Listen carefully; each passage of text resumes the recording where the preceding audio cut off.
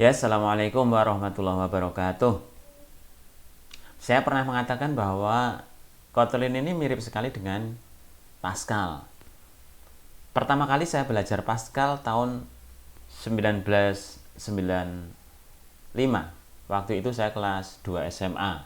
Kemudian saya ikut lomba yang diadakan oleh tim Olimpiade Komputer Indonesia dengan Pascal juga. Dan akhirnya setiap kali ikut lomba saya selalu menggunakan Pascal. Sampai akhirnya lomba terakhir saya menggunakan Pascal itu saat saya kuliah tahun 1997 di MIPA UGM. Nah, salah satu fungsi yang ada di Pascal adalah fungsi write-len. Ini saya tunjukkan. Nah, di Pascal kita bisa menuliskan fungsi write-len dengan argumennya tidak dibatasi. Bisa banyak, bisa write-len tanpa argumen. Jadi kita misalkan nulis write-len tanpa argumen juga oke, nggak ada masalah. Kemudian argumennya tidak selalu harus string. Kita bisa integer, bisa boolean, apapun. Write-len true misalkan, boolean. Ya. Bisa double, misalkan kita punya var y sama dengan 0,78 misalkan, kita juga bisa write-len y, dan kita bisa gabung-gabung dengan tanpa harus concatenation. Dengan fungsi concatenation kita bisa pakai koma saja. Write-len misalkan rasio yang diperoleh adalah koma y, misalkan bisa 2 koma lagi misalkan bisa. Sementara usia terendah yang menjabat adalah X. Nah, ini bisa di dalam Pascal. Ya, sekarang kita lihat seperti. Nah, hasilnya semacam ini. Jadi write-len apa kabar, 10 dia 10. Usianya adalah 45, dia tidak perlu satu argumen. Jadi ini bisa 2 argumen, bebas tipe datanya.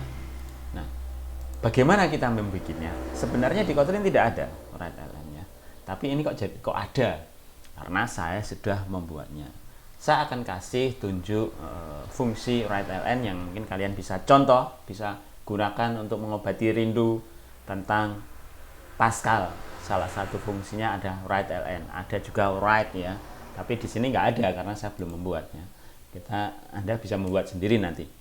Write nggak ada ya, write ini nggak ada karena memang tidak ada ya. Oke, saya tunjukkan fungsinya. Ini adalah fungsinya. Nah, jadi fungsinya saya menggunakan var write-len, kemudian masih ingat menggunakan variabel argumen var arg, kemudian ini parameternya v, value, kemudian tipe datanya any itu apapun maksudnya, jadi tidak dibatasi. Kemudian langsung di dalamnya saya perintahkan print ln ya, print ln. Kalau di dalam Kotlin kita print ln apakah bisa pakai koma? Coba ya, print ln kita bisa seperti ini. Apa kita bisa menggantikan fungsi write ln ini dengan print ln? Coba print ln. Nah, dia error karena argumennya terlalu banyak, jadi tidak bisa. Oke ya, kita balik ke fungsi tadi. Jadi print ln, kemudian v ini karena variabel argumen maka v-nya ini dianggap sebagai array. Nah, array saya join saja. Saya join to string dengan fungsi titik join to string. Kemudian separatornya ya tidak ada. Separatornya defaultnya kalau tidak dikasih argumen maka dia nilainya adalah koma spasi. Jadi untuk menghilangkan itu saya kasih separatornya itu tidak ada, pemisahnya tidak ada. Kemudian saya gunakan petik, kemudian $it. Jadi ini mengkonversi semua nilai dari n itu ke dalam sebuah string. Secara otomatis apapun nilainya yang ada di sana nanti akan jadi sebuah string yang dijoin, digabungkan, atau concatenation kalau kita sering ngobrol fungsi penggabungan string ya, itu tanpa ada separator apapun. Jadinya ya seperti yang tadi saya tunjukkan di sini. Oke ya. Jadi ini fungsi WriteLine ini bikinan saya dengan cara seperti ini. Oke, semoga video ini ada manfaatnya. Jika ada pertanyaan atau ide apa atau permasalahan apa, silahkan tulis di komentar. Terima kasih. Assalamualaikum warahmatullahi wabarakatuh.